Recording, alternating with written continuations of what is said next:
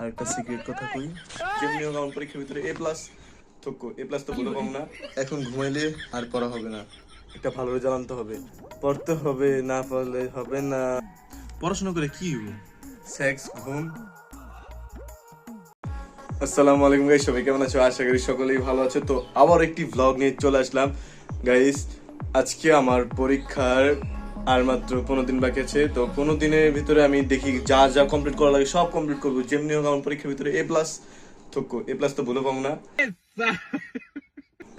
A grade. ঠিক আছে, A grade যেভাবে হোক আমার অ্যাচিভমেন্ট করতেই হবে। शाबाश बेटा। তো সেই জন্য একটু ঘুমাইতে উঠি।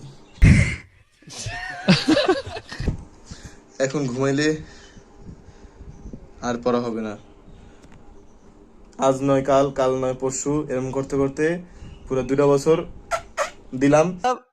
वो अलग ही लेवल का बंदा था। এখন আর দেওয়া যাবে না, যেমনি হোক একটা ভালো রেজাল্ট আনতে হবে।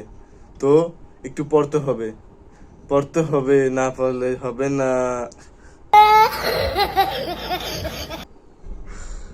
তো সিরিয়াস হও, জীবন নিয়ে সিরিয়াস হও, চেষ্টা করতে থাকো। একদিন সফলতা না পাওয়া নিজেই বয়ে থাকবে। डिप्रेशन। আচ্ছা,